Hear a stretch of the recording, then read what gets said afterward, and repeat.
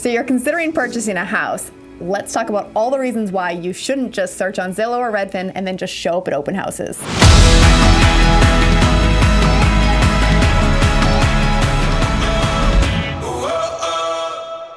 So let me give you a quick example why as to you shouldn't just show up at open houses and start your home search there, right? So I had some recent clients who decided they were gonna go to open houses. Of course, as a lot of people do, they found the house that they love and they wanted to make an offer on. But what was the unfortunate situation is we had a 4-hour timeline to get them pre-qualified, writing an offer and submitted before an offer deadline. Luckily for them, they were with a good agent who was able to get their offer accepted, but what they did all wrong is just cannonball into the deep end of real estate without knowing the first steps they needed to take.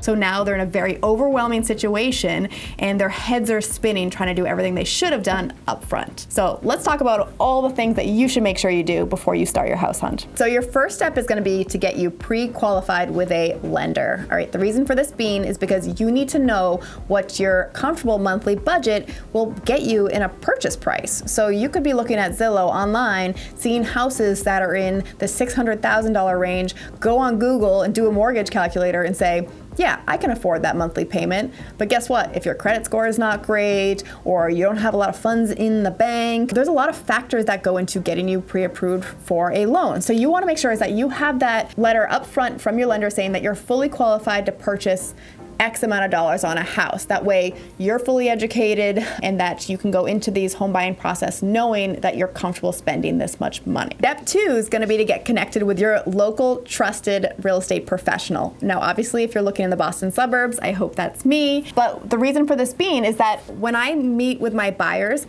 I'm going to do a sit down or maybe Zoom consultation with them, and I'm going to go through steps X, Y, and Z as to what you need to expect in the home buying process.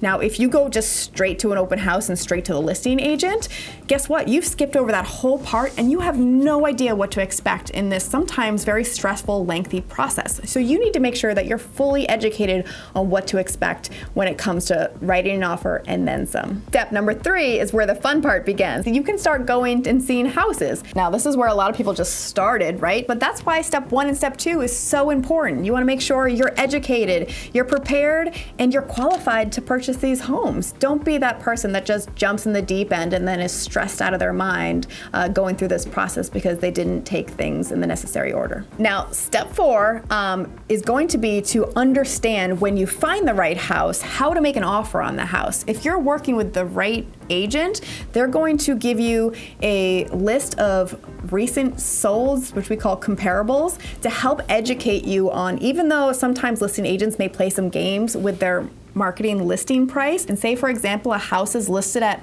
$599, but once your agent shows you all the comparables that even though they were listed around $599, they sold for $650. Agents play games, right? We're in a marketing role. We are there to market properties, get as many buyers to the properties as we can, even though we know that the market value of the home is way over what we're listing it at. You're not gonna know that unless you're working with a trusted professional. Now, with everything we just said, right, there's no guarantees in this game of real estate that we play.